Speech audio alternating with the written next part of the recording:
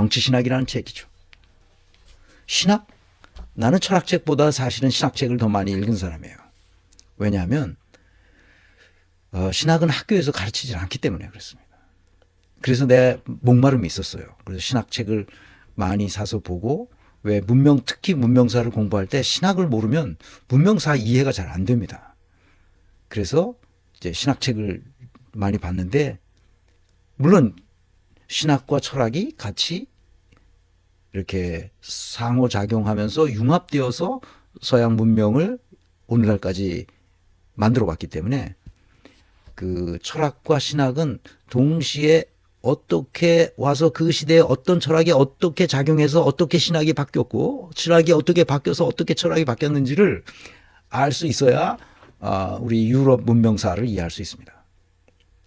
안타까운 거는 제가 우리 동양 역사에 대해서, 동양 철학이나 뭐 이런 걸 잘 몰라요.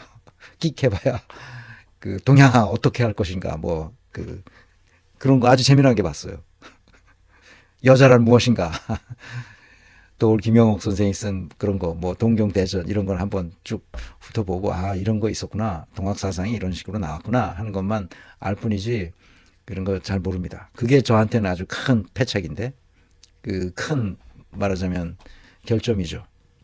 그래서 서양 문명사만 이해하기에도 저한테는 벅차기 때문에 그렇습니다. 근데 이 책은 신학책이니까 제가 그냥 봤어요. 예전에 한번 봤어요. 이게 2010년에 나온 책인데, 근데 이게 무슨 말을 하는지 내가 몰랐어요. 왜? 정치도 모르고 법도 모르니까. 이 사람은 법 철학, 그러니까 정치 철학 이런 거를 하는 사람이잖아요. 그러니까 내가 알 턱이 없지. 뭐야 이거 이라고 접어뒀어요.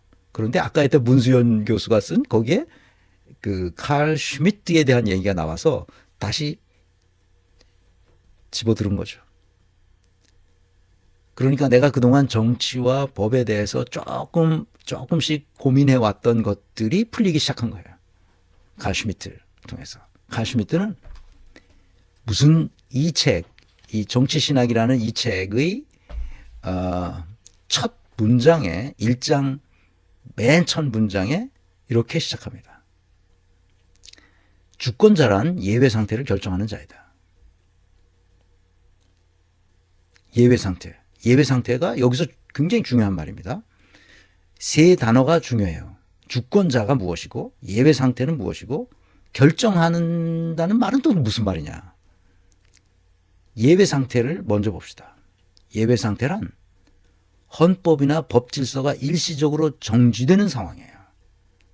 전쟁과 내란이 일어날 경우, 폭동이 일어나거나 할 때는 법 질서가 일시적으로 정지되죠. 윤석열이 뭘 선포해요? 계엄령을 선포한 것이 바로 예외 상태입니다. 윤석열은 예외 상태를 만들어버린 거예요, 지가.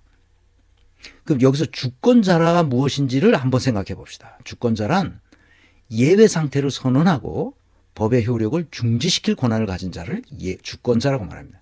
독일어는 주버렌이라고 말합니다. 그러니까 주권이라는 건 주버레니테이트고, 주권자를 주버렌이라고 말합니다. 그 주버렌이 누구냐? 예외 상태를 선언해야 됩니다. 그리고 그 법 효력을 중지시킬 권한을 가진 자 누구겠어요? 마샬 로를 발표한 거냐. 계엄령을 선포했잖아. 그게 예외 상태를 선언한 거예요. 그리고 법의 효력을 중지시키죠. 포고령을 때립니다. 그게 바로 주권자인 거예요. 주권자란 예외 상태를 결정하는 자입니다.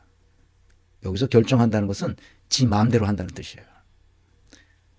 나는 처음에 이 책을 읽으면서 예외 상태가 났을 때 그 예외 상태를 정상 상태로 되돌려 놓는 그런 결정을 하는 사람을 주권자라고 생각하는 줄 알았어요.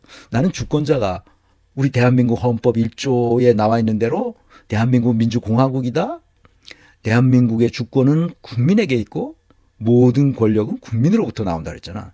대한민국의 주권이 누구한테 있다고? 국민에게 있다고. 나는 그래서 항상 국민을 생각해요. 주권자 그럼 국민이잖아. 근데 여기서 지금 칼 슈미트가 말하는 것은 예외 상태라는 것을 누가 선언하느냐 말이야.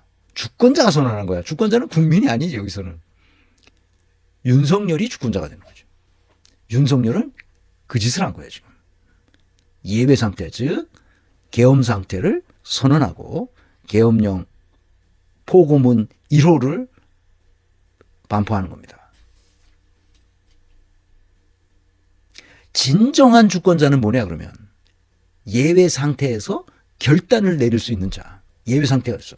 나 이거 해. 막 그러잖아. 여기 사령관들 해가지고 야, 너 총 쏴. 총을 쏴서라도 들어가. 4명이서 한 놈씩 끌어내. 명령하잖아. 그게 뭐야?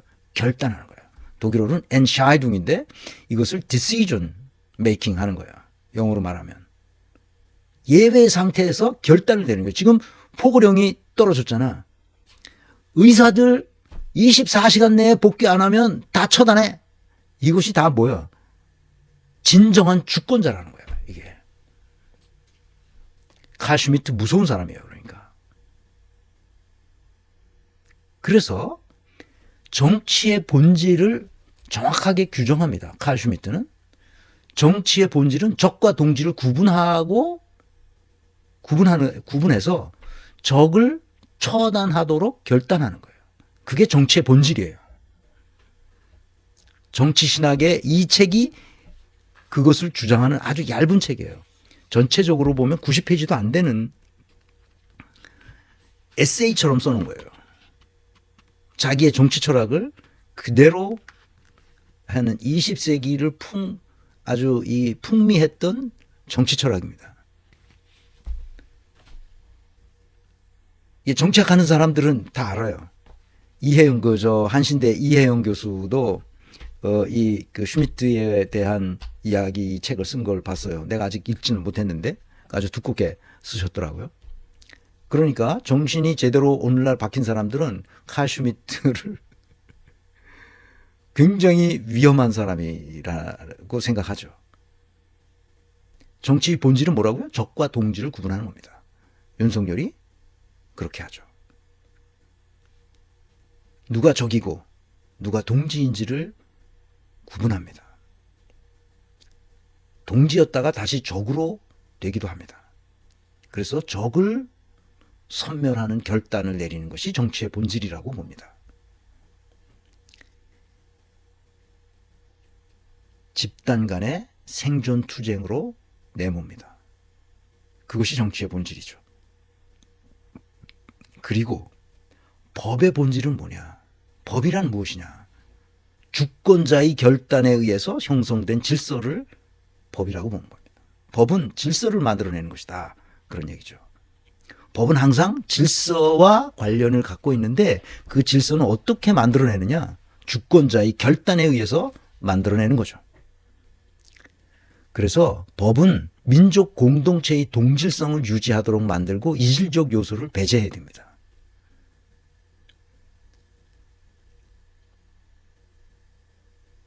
자기하고 같은 사람이래야 돼요. 민족 공동체의 질서를 동질성을 유지해야 돼요. 그래서 아리안족을 중시하고 이질적 요소를 가지고 있던 유대인들을 살려놓으면 안 되는 거죠. 마지막으로 법 사상은 규범주의 사상, 제도주의 사상, 법 실증주의 사상이 있는데 이런 걸 다 비판합니다. 그리고 결단주의를 강조합니다. 이 결단주의는 이 책을 통해서 내가 처음 알았어요. 결단주의가 decisionism이야. 난 독일에서 한 번도 그런 단어를 본 적이 없는데 decision이 decisionismus라고요. decisionismus. 난 독일어 공부하는 동안에 한 번도 들어본 적이 없는 단어를 여기서 배웠어요. 결단주의, decisionism. 여기서 이 책에서 그 규범주의라 뭐라고 썼는지 봅시다. 규범주의를 되게 깝니다. 순수 규범주의자가 비인격적인 규칙 속에서 사유하고 결단주의자, 자기가 결단주의자 하잖아요. 결단주의는 올바로 인식된 정치적 상황에 맞는 좋은 법을 인격적 결정 속에서 관철시키려 하는 반면에 제도주의자는 법에 대한 제도적 사고는 초인격적 제도나 형식 속에서 전개된다. 그러므로 다 필요 없다는 거야. 법실증주의라는 법 그 자체 내에 진리가 있으므로 그 법을 잘 활용하면 된다는 거야. 자, 왜 칼 슈미트는 그 시대, 바이마르 공화국 당시에 이게 2022년에 나왔는데 그 제2판은 2033년 겁니다. 이 책은 2033년 판을 번역한 거예요. 김한 교수가 번역했어요. 읽어볼 만합니다.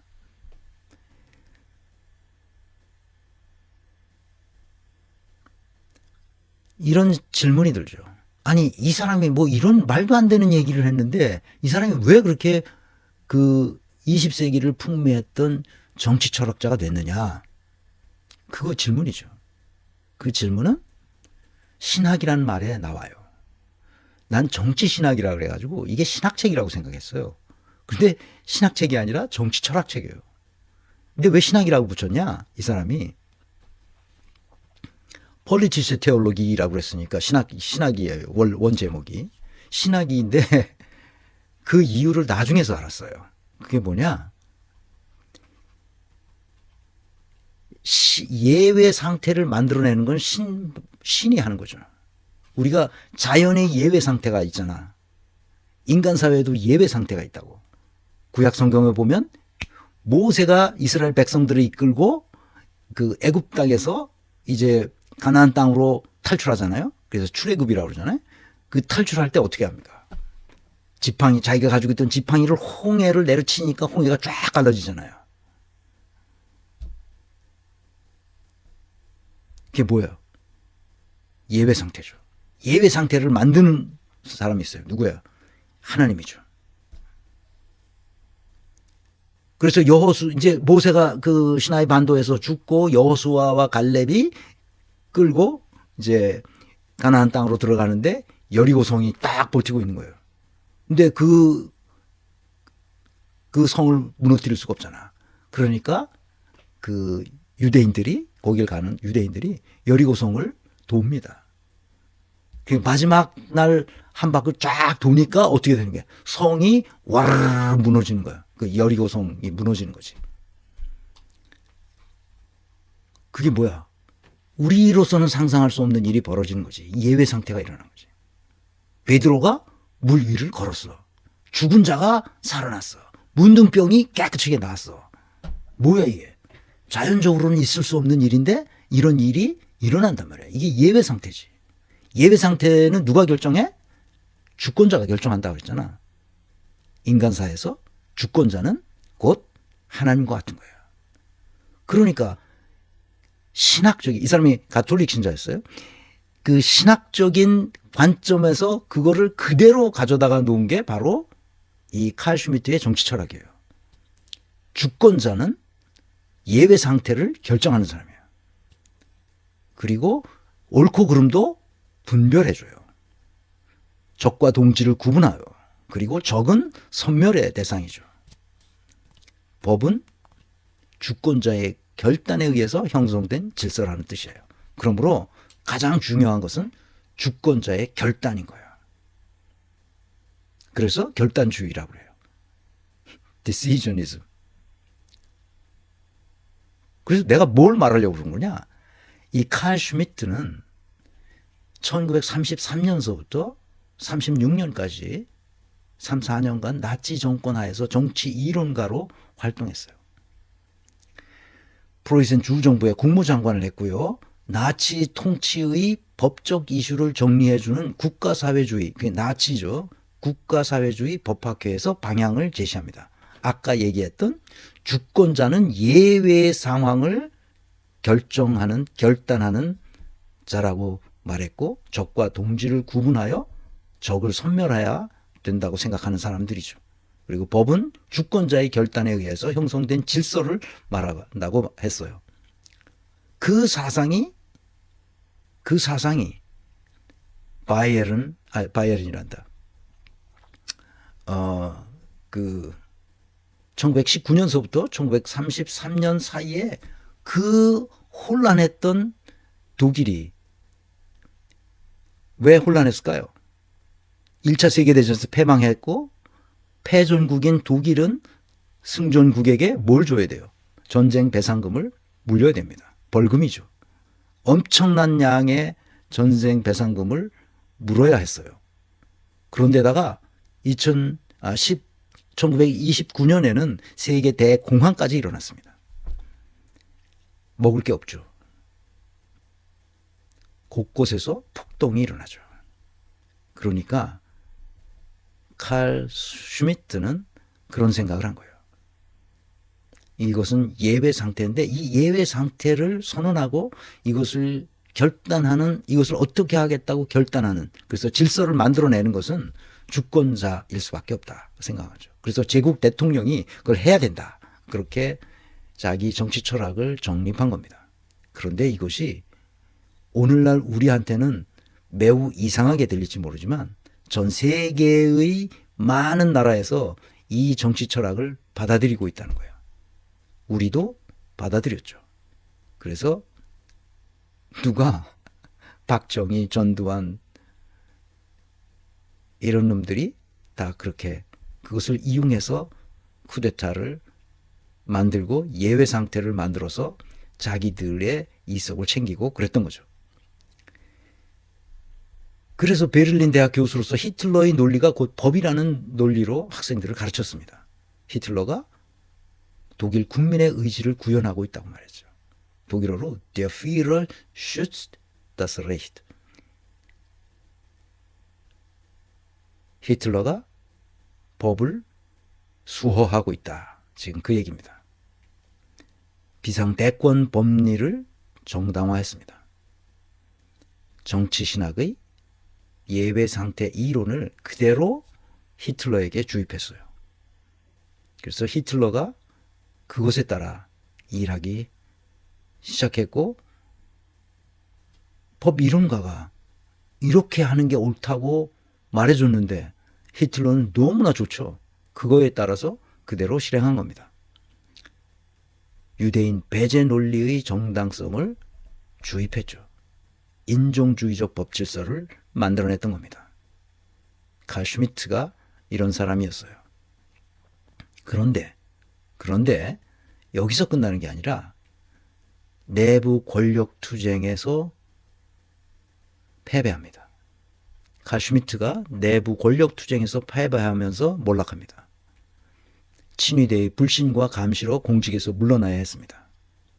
제2차 세계대전 후 연합군에 의해 체포되고 구금되었으나 기소되지 않았어요.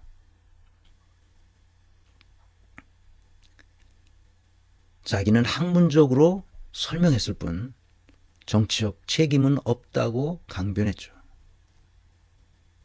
뉘른베르크 전범 재판에 기소되었어야 할 사람이라고 사람들이 생각했지만 그는 기소되지 않았습니다. 물론 구금되어서 한 1년 정도 감옥에 있었어요. 그리고 풀려났죠. 그리고 전쟁 후에 교수로 다시 돌아가지 못하고 교수직을 박탈당했습니다. 그래서 자기 고향에 가서 지금 몇 살을 사는 거예요, 이 사람이? 97살을 살았습니다. 보통이 아니죠. 그래서 처벌받지 않은 자의 위험이라고 말하는 겁니다. 이 사람들이 제3세계에 정치 철학을 이 사람의 사상이 공급해 주었다는 겁니다. 아직도 칼 슈미트의 사상을 금과 옥조로 받아들이는 나라들이 있다는 겁니다. 무섭죠? 예배 상태는 신의 은총으로 나타나는 거고 그 신이 주권자에게 명령을 통해서 해결하도록 만들어준다는 이론이에요. 아직도 그걸 믿는 사람들이 있는 거죠. 한국 개신교도들도 믿고 있고요.